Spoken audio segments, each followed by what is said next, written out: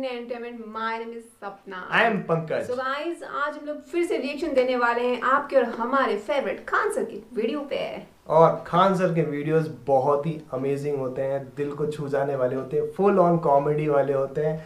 जिस तरह से पढ़ाते हैं बहुत अमेजिंग तरह से पढ़ाते हैं। अगर कोई गधे से गधा भी बच्चा होगा उसको भी जबरदस्त समझ में आ जाएगा और वो फुल ऑन मार्क्स लेकर आएगा एग्जाम में। हाँ यार, डेफिनेटली बहुत अच्छे तरीके से बहुत यूनिक एग्जाम्पल्स उनके इतने जबरदस्त होते हैं ना, जो माइंड में रह जाते हैं।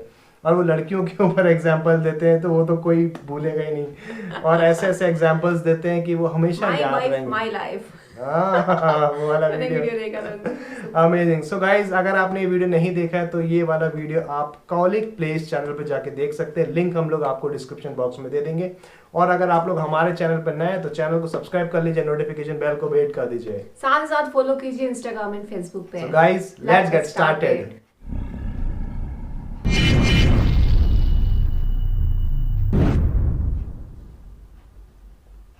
वही लगाया जाता है, पुरुषों को नहीं लगाया जाता है जानबूझ के।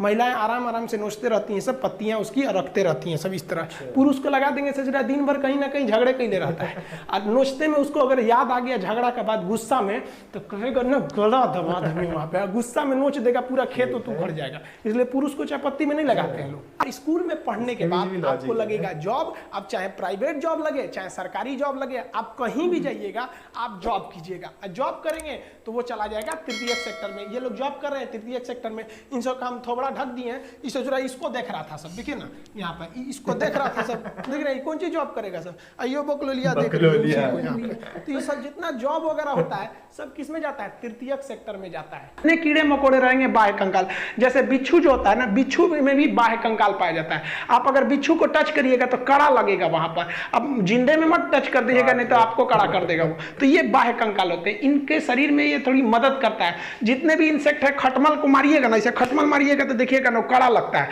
मच्छर वगैरह जितने होते हैं, आपको मच्छर काटेगा, ऐसे मच्छर मारिएगा ना तो देखिएगा कभी कभी मच्छरवा का यहाँ फोटोकॉपी हो जाता है, मच्छरवा भाग जाता है, कहता है मार रहा है, सूत जो तो फिर आके काटेंगे। क्यों? क्योंकि उसके बाहर कंकाल होता है। लेकिन मच्छर इतना छोटा है और काते भर ना उसकी भी मजबूती रहेगी, क्या बुलेट प्रूफ थोड़े ना हो जाएगा। अब जो नारियल पानी हम लोग पीते हैं पटना में, वो केरला में मिलता है 10 रुपए का। केरला से एक ट्रक अगर पटना आता है तो 1 लाख रुपया वो किराया लेता है। अब आप बताइए, कोई व्यापारी है जो नारियल पानी मंगा रहा है, वो तो केरला में खरीदा है 10 रुपए के हिसाब से। अब जब पटना लाएगा तो 1 लाख रुपया किराया दिया है वो ट्रक का, आपको 10 रुपए में देगा? नहीं देगा। तो गरीब आदमी सोचता है कभी हम भी नारियल पानी पीते। इसमें उस गरीब की कोई गलती नहीं है, ना ही उस व्यापारी की गलती है। गलती है तो हमारे नीति निर्देशकों की गलती है, जो नीति बनाते समय ऐसी नीति नहीं बनाते हैं जो अगले 1000 साल तक सक्सेस हो सके। हमें अपने नदियों पर यह नीति बनानी पड़ेगी कि अगले 1000 साल तक बाढ़ नहीं आना चाहिए। तो हम लोग क्या नीति बनाते हैं, इस बार बाढ़ में कैसे बचाएंगे, रे चोट्टा कहीं के तो बाढ़ में बचाएगा, यहाँ 1000 साल तक का नीति बना के चलो। अपनी पत्नी का दिमाग और जीएसटी आज तक समझे में नहीं आया। खैर, इसको हम आपको समझा देंगे। जीएसटी, पत्नी का दिमाग, हमको भी अभी एक्सपीरियंस नहीं है, कुछ दिन में हो जाएगा, हमको भी शादी होने वाली है तो हम वो भी समझा देंगे। आप देखिए मुर्गी पालन, ये पूरी तरह से प्रकृति पर है। आपने कभी सुना है क्या एयरटेल की मुर्गी, रिलायंस की भैंस? कभी नहीं होती है, ये नेचर की होती है। तो जो चीज नेचुरल होती है उन्हें हम प्राथमिक कहते हैं। अब मुर्गी पालन में हम कभी पढ़ाएंगे कि 3 तरह से मुर्गी पालन होता है। जो केवल मीट के पर्पज से आती है, ये सफेद वाली सीबीएसई बोर्ड वाली मुर्गी, इसको हम लोग क्या कहते हैं, ब्रॉयलर कहते हैं। जो अंडा देती है सब उसे लेयर फार्मिंग कहते हैं। और जो ये हिंदी मीडियम वाली मुर्गी पाली जाती है ना घर के पीछे, तो उसे बैकवर्ड फार्मिंग कहते हैं। तो ये क्या है, प्रकृति पर निर्भर है। तो ये सब प्राथमिक क्षेत्र में आएंगे।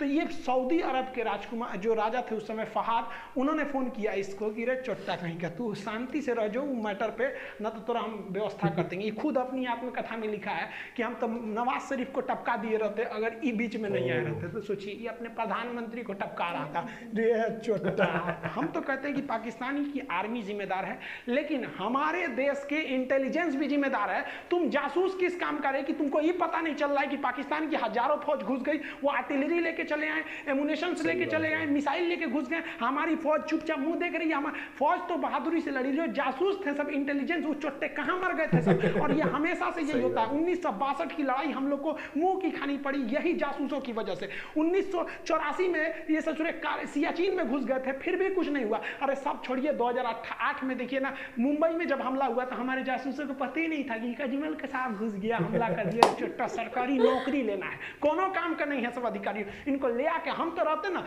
वहां पे, हमारे पास पावर रहता ना, हम तो ससुर जितने अधिकारी है ना ससुर को जिस तरह से पाकिस्तानियों को भूने थे ना उस तरह भून देते ससुर। क्या कर रहा है? क्योंकि हम युद्ध जीत सकते हैं। हमारे इतिहास में एक और शौर्य गाथा लिखी जा सकती है, लेकिन उन माओ की गोद जो सुनी हो गई करगिल की लड़ाई में, उन्हें हम कभी नहीं लौटा सकते उन चोट्टे जासूस इंटेलिजेंस वालों की वजह से। बस नौकरी हो गया ना, सरकारी नौकरी, अब कौन जरूरत है जासूसी करने का? मेहरारू संगे घूमो, हम लोग बहुत सारे हैं ना, कहीं ना कहीं से लूपहोल्स हो ही जाते हैं, तो फायदा उठा सकते हैं।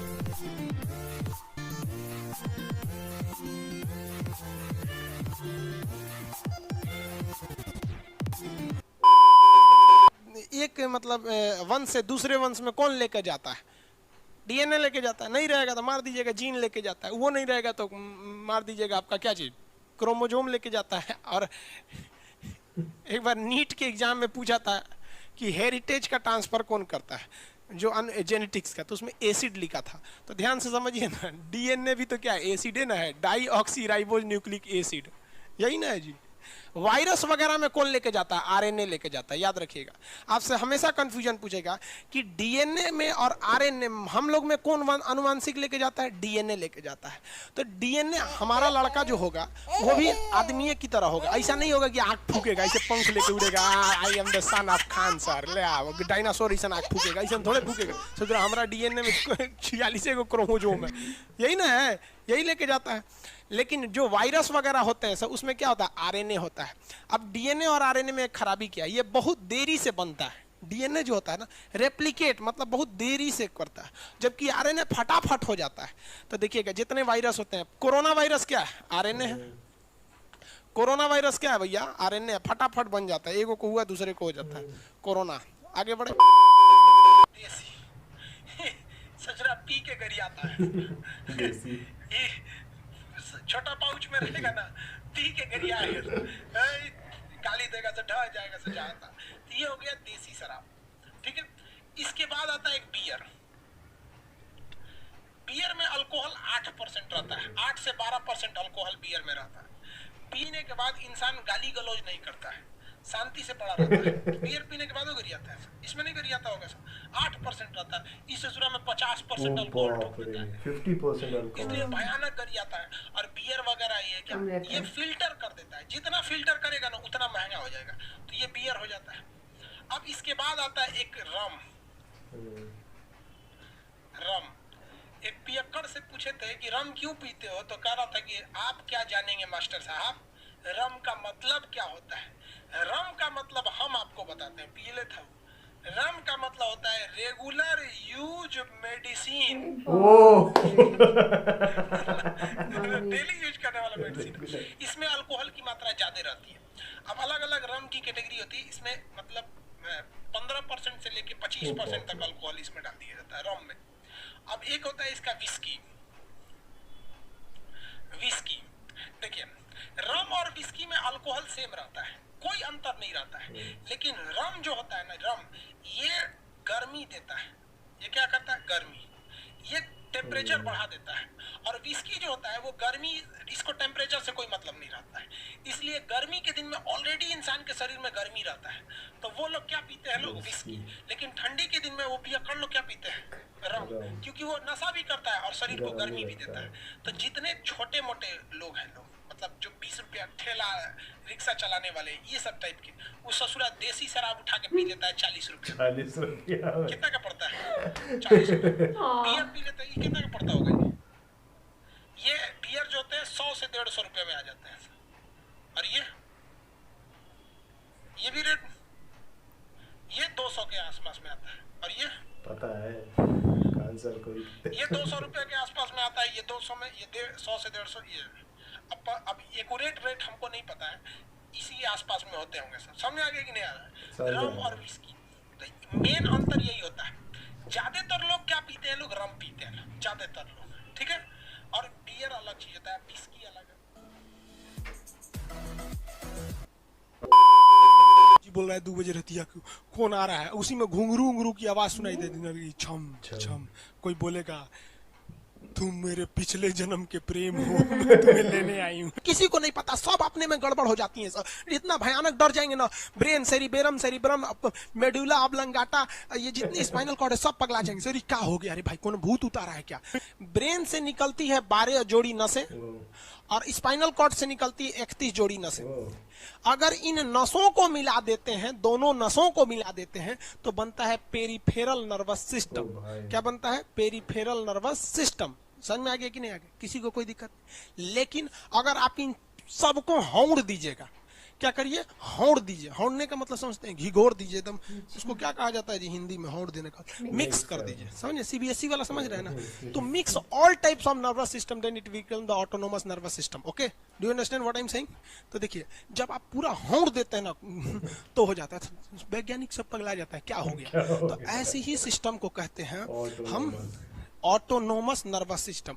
ये जिस लड़के को समझ में आ गया, गधा है उस, क्योंकि ये समझ में आता ही नहीं है, क्योंकि अभी हम समझाए ही नहीं है, तो समझ कैसे गया, गधा कहीं का। देखिए इसमें 2 चीजें आती हैं, एक आते हैं अनुकंपीय और इसे कहते हैं परानुकंपीय। परानुकंपीय, देखिए इसमें 2 ही घटनाएं होती हैं, अनुकंपीय और परानुकंपीय। अनुकंपीय क्या होता है, समझिए ध्यान से।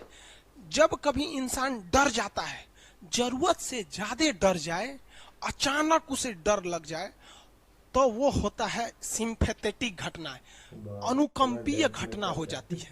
जैसे आप किसी होटल में अकेले सोए हैं और ससुरा, कभी कभी मान के चलिए कि आप लॉज में लेके रहते हैं। स्टूडेंट लाइफ में लड़का अक्सर बाहर लॉज में पढ़ाई करता है, तो कभी कभी छुट्टी का दिन होता है ना। जैसे हम भी स्टूडेंट लाइफ में जब हम लोग थे, तो इलाहाबाद में जब पढ़ रहे थे, तो आज से 12-13 साल पहले, तो हॉस्टल के सारे लड़के छुट्टी में चले गए थे। यही दुर्गा पूजा का समय था, सारे लड़के चले गए और हम दुर्गा पूजा में गए नहीं। और पूरे हॉस्टल के कैंपस में, अब वही सरकारी हॉस्टल बहुत बड़ा होता है, अकेले हम ही थे। अब उसे थोड़ा डर लगने लगा और रात में ना अचानक दरवाजा कोई ऐसे चूं चूं आवाज आने लगा। सोचो हम बहुत डर गए थे। अरे यार, ग्रेजुएशन फर्स्ट ईयर का स्टूडेंट कितना दिमागी रहता है उसके पास, डर रहता है, डर गए एकदम। तो जब आप डर जाते हैं तो उसी को कहते हैं सिंपैथेटिक यानी अनुकंपीय। और इस डर के बदौलत आपके बॉडी में कुछ गड़बड़ होने लगता है, आपकी आंखें बड़ी हो जाती हैं, ऑटोमेटिक आंखें बड़ी हो जाती है, सांस तेजी से चलने लगता है, रोंगटे खड़े हो जाते हैं ना, जो चेहरे पे जो रोम्स होते हैं ना, बाल खड़े हो जाते हैं एकदम, पसीना आने लगता है, पसीना। और जबकि मुंह सूख जाएगा, मुंह में थूक नहीं बनेगा, लार नहीं बनेगा, सूख जाएगा, थूक नहीं घोटाएगा। ससुरा कौन सी हो गया रे, चो चो कौन सी बोल रहा है 2 बजे रहती है, कौन आ रहा है, उसी में घुंघरू उंगरू की आवाज सुनाई देती है, छम छम। कोई बोलेगा तुम मेरे पिछले जन्म के प्रेम हो, मैं तुम्हें लेने आई हूँ। अच्छा एक चीज देखें, भूत हमेशा महिलाएं बनती है, पुरुष भूत बनता है जी। वो तो इसी जन्म में भूत है, उसको क्या अगले जन्म में भूत थोड़े बनाए। समझिए, अच्छी डर लगने लगेगा। तो ऐसी घटनाओं को सिंपैथेटिक कहते हैं। हमको मेन कारण क्या था, सोचो डर लगा, लेकिन इस डर लगने से अखिया काहे चौड़ा हो गया, मुंह सूख गया, पसीना आने लगा, रोंगटे खड़े हो गए, शरीर कांपने लगता है। ज्यादा डर जाएंगे तो पैंटे में मूत देते हैं लोग। मूत देने का मतलब समझते हैं, urine in the pant is known as मूत देना, बिहारी लैंग्वेज समझ में आ गया कि नहीं। तो पैंटे में पेशाब कर देता है वहां पे। तो इस सारी घटनाओं को कहा जाता है अनुकंपी यानी सिंपैथेटिक। ये कौन कर रहा है पता ही नहीं चलता है, ब्रेन कर रहा है कि स्पाइनल कॉर्ड कर रहा है कि ब्रेन से निकलने वाली 12 नसें कर रही हैं कि स्पाइनल कॉर्ड से निकलने वाली 31 नसें कर रही हैं, किसी को नहीं पता, सब अपने में गड़बड़ हो जाती हैं। सब इतना भयानक डर जाएंगे ना, ब्रेन, सेरिब्रम, मेडुला ऑब्लंगाटा, ये जितनी स्पाइनल कॉर्ड है सब पगला जाएंगे। सर क्या हो गया, अरे भाई कौन भूत उतारा है क्या। तो ऐसी घटनाओं को ऑटोनोमस, ऑटोमेटिक हो जा रहा है, ऑटोनोमस नर्वस सिस्टम क्या हो रहा है, अनुकंपीय समझ में नहीं आता है, हाथ पैर कांपने लगता है एकदम। और दरवाजा कोई खटखटाएगा, खोलो तुम्हें मैं लेने आई हूँ, डरा रहे हैं, खोलिएगा उसको तो कहेंगे दूर ससुरी तो हमरी वाली है रे। तब आपका मन एकदम हरिहर आ जाएगा, आहा हमरी वाली आई है मिलने के लिए। तब जब आप रिलैक्स हो जाते हैं तो उसे कहते हैं पारासिम्पैथेटिक, यानी परा अनुकंपी है। अब जो घटनाएं हुई थी सब नॉर्मल हो जाएगा। आँखिया जो चकरा गया था नॉर्मल हो जाएगा, जो मुंह सूख गया था अब मुस्कुराने लगेंगे। अब बैठो बैठो बैठो, हॉस्टल में कोई नहीं है, बैठो बैठो बैठो बैठो यहाँ पे। अब जो ऐसे समझ कि नहीं, और जो रोंगटे खड़े हो गए थे अब वो नॉर्मल हो जाएंगे, पसीना उसीना नॉर्मल हो जाएगा एकदम।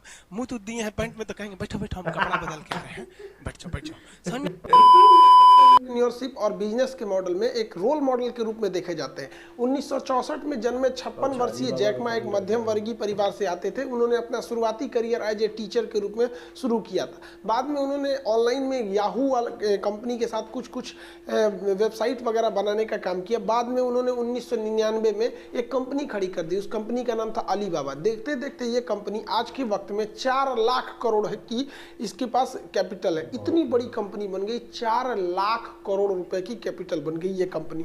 एक सेकंड, ये ई कॉमर्स कंपनी है। जिस तरह से आपके अमेजोन देखते हैं, फ्लिपकार्ट देखते हैं, उसी टाइप की ये ई कॉमर्स है, ऑनलाइन शॉपिंग के लिए।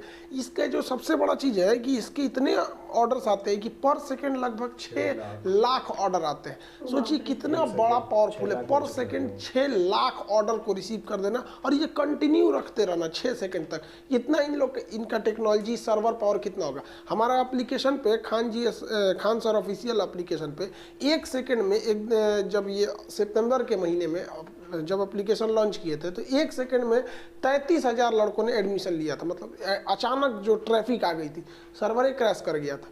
इसका देखिए भाई साहब, 1 सेकंड में 6 लाख का कंटिन्यू लिए जा रहा है यहाँ पर। और लॉकडाउन जब लगा ना 2020 में, तो इसकी कंपनी तो और भी तेजी से निकलते गई। ये काफ़ी मुखर रहे थे, धीरे धीरे ये एक रोल मॉडल बनते गए। और जो अमेरिका और चाइना में इतना टसल चलता था, वो वहाँ पे चाहे वो डोनाल्ड ट्रंप से हो गए या इनकी शख्सियत धीरे धीरे इतनी बढ़ती गई कि राजघराने से लेके इवन चीन के राष्ट्रपति जो है शी जिनपिंग, इनका जो मतलब अपना वेबसाइट, अपना पेज है, ये अलीबाबा कंपनी ने ही बनाया था। अब जैसे ये पका पपीता देखिए, ये सब लोग अलीबाबा के बहुत बड़े फैन हैं। अलीबाबा जो है वो फेमस थे अपने मुखर बातों को लेकर। वो किसी चीज को खुल कर रखते थे, युवाओं के बीच में वो एक आपकी प्रेरणादायक थे। उनकी कई किताबें भी लिखी गई थी। अब इसमें अलीबाबा के लिए मतलब पिछले 2 साल से ही इनके ऊपर गवर्नमेंट की नज़र थी, लेकिन इन्होंने भाई साहब एक गलती कर दिया। 24 अक्टूबर 2020 को बीजिंग में, यहाँ पे संघाई में एक मीटिंग चल रही थी, जहाँ इन्होंने भाषण दिया था। उन्होंने क्या कहा कि चाइनीज़ कंपनियाँ जो हैं वो क्रेडिट नहीं देती हैं। क्रेडिट का मतलब होता है उधार, यानी साख जल्दी लोगों को नहीं देती हैं। और अगर उधार देती हैं ना तो इतना ज़्यादा लोन, इतने ज़्यादा इंटरेस्ट पर दे देती हैं, जिससे कि क्या होता है कि वो लोग नए बिजनेस खड़े नहीं हो पाते। और यही बैंक जो है, अगर कोई बड़ा बिजनेसमैन है या बहुत बड़ा उद्योगपति है तो उसको काफ़ी आराम से लोन दे देते हैं। ये इन्होंने खुलकर और कहा कि ये व्यवस्था एक बूढ़ी हो चुकी है, इसमें ज़रूरत है सुधार करने की। हालांकि इन्होंने एक कंपनी खड़ी कर ली थी जिसका नाम था एएनटी कंपनी, जिसे एंड कंपनी, एंड ग्रुप के नाम से जानते हैं।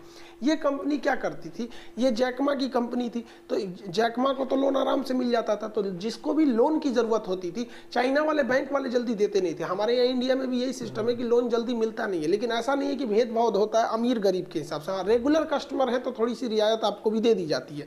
तो जैकमा की कंपनी जो थी, एंड कंपनी, ये इसको लॉन्च कर रहे थे, तो ये क्या करती थी, पब्लिक को कहती थी भैया तुम्हें लोन चाहिए तो चलो हम तुम्हें दिला देते, तुम अपना पेपर वर्क यहाँ दो, और जैकमा की कंपनी जाके बैंक से लोन सैंक्शन करा देती थी।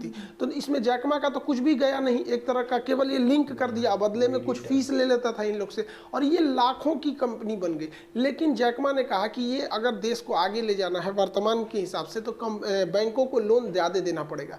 लेकिन ये बात शी जिनपिंग को इतनी बुरी लग गई, ये मुड़ घूस ससुराई। यहाँ पे देहात में ना ऐसा आदमी को बिहार में मुड़ घूस बोला जाता है, मतलब बहुत दूसरे से जलते रहता है। इसने तुरंत कार्रवाई का आदेश दे दिया, इनके खिलाफ जांच बैठ गई, और देखते देखते 2-3 दिन के अंदर इतनी भयानक जांच लगी, उसके बाद इनको नज़रबंद कर दिया गया। तुरंत इनको लगभग 100 करोड़ का लॉस लग गया यहाँ पर। और चीन सरकार यही नहीं रुकी, इन्हें मतलब चीन छोड़ने पर प्रतिबंध लगा दिया गया। जब इनकी कंपनी अपना इनिशियल पब्लिक ऑफरिंग निकाल रही थी, मतलब आईपीओ जब निकाला जाता है शेयर मार्केट में एंट्री के लिए कि भैया हम शेयर में जाना चाहते हैं, हम अपनी टोटल कंपनी जो है हमारी एंड कंपनी, उसका कुछ हिस्सा हम शेयर के रूप में बेचना चाहते हैं। तो वो शेयर टोटल 2.5 लाख करोड़ का था, लगभग 2.5 लाख करोड़ का ये शेयर था। पूरी दुनिया इस शेयर को खरीदने के लिए थी और कंपनी को यहाँ बहुत ज़्यादा मुनाफा होता, क्योंकि केवल कंपनी एक हिस्सेदारी बेचती और इससे इतना ज़्यादा पैसे को ये एक्वायर कर लेते। लेकिन ठीक 3 नवंबर को ये होने वाला था, लेकिन इसके एक दिन पहले शी जिनपिंग के आदेश से इसको रोक दिया गया। पूरी दुनिया में हलचल मच गई। इसके साथ ही अलीबाबा और उसके जो साथ के एंट ग्रुप के शेयर थे वो धड़ाधड़ गिरने लगे और कंपनी के जो प्रॉफिट थे उसमें बहुत तेजी से गिरावट देखने लगा। और उसी समय से जैकमा पिछले 2 महीने से गायब है। जैकमा जो थे इंतजार किया, बज गए 4 शुरू। सो गाइस, बहुत मजेदार लगा ये वीडियो। खान से क्लास अटेंड करके मजा आ गया। काफी नॉलेजेबल वाली चीज है जो Yes. बताते हैं। अगर अभी हम देख रहे हैं तो वो भी काफी इंटरेस्टिंग है। हम लोग को पता ही चल रहा है एक तरह से, Yes, नॉलेज ही गेन कर knowledge रहा है। वाला। कब पता नहीं कब काम आ जाए वो, है ना। बहुत अच्छी, मुझे वो मुर्गी वाला बहुत अच्छा लगा। वो सीबीएसई वाली सीबीएसई वाली और वो देसी वाली अपनी हिंदी मीडियम वाली अमेजिंग तरह से एक्सप्लेन किया। मुझे अच्छा लगा कि वो, या जिस तरह से उन्होंने बताया कि जब हमारे देश में आतंकवादी अटैक्स हुए और जो इंटेलिजेंस वाले होते हैं वो लोग क्या करते हैं, नहीं सही बात है, काम करते हैं, but there are some loopholes होते हैं जहाँ से उन लोगों को मौका मिल जाता है। बट अब पता नहीं क्या होता है क्या नहीं होता है। वो बहुत गुस्से में बोल रहे थे जब वो चीज़ों के बारे में बोल रहे थे। तो मैं लेकिन बहुत दुख होता है ना कि यार आप इतनी मेहनत करते हो, हमारे जवान लड़ रहे हैं वहाँ पे और इतनी मेहनत से लड़ रहे हैं, बट लेकिन वो लोग फिर भी अंदर आके इतने मासूम लोगों को मार देते हैं, तो दैट्स नॉट गुड। वही उनका गुस्सा जासूसों पे था। हाँ, जासूस वो क्या कर रहे हैं। हमें हमारी इंटेलिजेंस को इतना वो होना चाहिए कि तत्पर रहना चाहिए कि जैसे कोई भी जरा सी छोटी छोटी चीज़ हो हम लोग को पता लग जानी कि यहाँ पे अटैक होने वाला है, ये होने वाला है। काफ़ी चीज़ें तो रोकते हैं, ऐसा नहीं, बट कहीं ना कहीं लूप होल्स रह जाते होंगे या कहीं कोई ना कोई मिल जाता होगा तो वो उनको मौका मिल जाता है। और बहुत बड़ा मुझे वो लगा यार अलीबाबा और एंड ग्रुप का। अलीबाबा से तो हमने ऑर्डर किया है ना, और वो 1 महीना ले लिया था सामान भेजने में बहुत लंबा। हाँ, बहुत अच्छा बताया यार। लेकिन उसने कितनी अच्छी, लेकिन यार वही है ना, साला चाइनीज का वो जो प्रेसिडेंट है, क्या है वो, जिनपिंग, जलन बेचारे। अरे यार तुम बेचारा आईपीओ निकाल रहा है, पैसे जुगाड़ रहा है, कुछ कर रहा है, उन्होंने स्टॉप करवा दिया उसके एक दिन पहले। और उसमें यार बहुत अच्छी चीज होता है, 1 सेकंड में 6 लाख ऑर्डर्स। बाप रे, 1 सेकंड यार, इतना जबरदस्त है। अलीबाबा बहुत बड़ी साइट है, हम लोगों ने देखी है। ऑनलाइन ऑर्डर्स एक ही प्लेस किया था कुछ मंगाना था तो। और वो कीड़ों वाला स्किन उनकी कड़क रहती है और स्केलेटन मच्छर को भी छोड़ जाता है अपना। ये मुझे बड़ा फनी लगा। मतलब उनको भी एक हड्डी चाहिए ना, मतलब वो इतनी ज्यादा स्ट्रांग नहीं होती, बट लेकिन उनका जो बॉडी होती है वो बाहर साइड कार्बन कॉपी और डीएनए आरएनए का बढ़िया बताया उन्होंने कि बढ़िया कोरोना आरएनए है, डीएनए है। वो देसी दारू वाला तो बहुत जबरदस्त था। मतलब उन्होंने हर चीज को सेग्रीगेट कर दिया, देसी, बियर, रम एंड विस्की। इतना उसमें 50% अल्कोहल रहता है, मुझे नहीं पता था। बियर में 8 to 12 हाँ ऐसे कुछ रहता है। रम, हाँ रम कहते हैं कि सर्दियों में पीनी चाहिए, या अगर सर्दी खांसी भी हो जाती तो एक ढक्कन गर्म पानी में डाल के पी लो, सर्दी दूर हो जाएगी। और विस्की में भी शायद उतना ही अल्कोहल होता है, लेकिन मजेदार पूरी डिटेल में दिया। डिटेल में कितने डेप्थ में जाके समझा रहे थे वो। और वो जो वो वाला बता रहे थे वो बहुत अच्छा था। जैसे वो जब वो अकेले रहते हैं, कौन से सिम्ट क्या था वो जो पेरी फेरल और एनोनिमस मेडिकल टर्म्स थे। मतलब बहुत अच्छा था। अगर आपके रोंगटे खड़े हो गए, आपको पसीना आने, आंखें बड़ी हो जाती हैं, हाँ ये रोंगटे खड़े हो जाते हैं, मतलब डर जाता है जब, मतलब एकदम से कोई इंसान डर जाएगा तो उसको वो वाला बोलते हैं। और जो जब तुमने दरवाजा खोला तो तुम्हारी गर्लफ्रेंड है तो आओ बैठो तो तुम कंट्रोल में आ जाओगे। तो जब उन्होंने ये बताया ना, दिमाग में 12 नसें होती हैं और जो स्पाइनल कॉर्ड होती है उसमें 31 नसें होती हैं। जब उथल पुथल हो जाता है तो तब वो मतलब अजीब गरीब यार। मतलब बहुत, अगर साइंस की बात करी जाए बहुत कुछ, अगर हमारे टाइम पे होते तो कुछ बात और होती। उस टाइम पे पढ़ाई के टाइम मतलब पूरा दिमाग में घुस जाता है। चलता है काश में इनसे क्लासेस ली होती। अरे बता तो रहे थे कि ऑनलाइन क्लासेस में 1 सेकंड में कितने 33,000 सर्वर बैठ गया भाई। इतना गजब लोड यार। आ जाए सर्वर पे तो सर्वर बैठ ही जाएगा, बोल जाएगा, धुएं निकल जाएंगे सर्वर में से।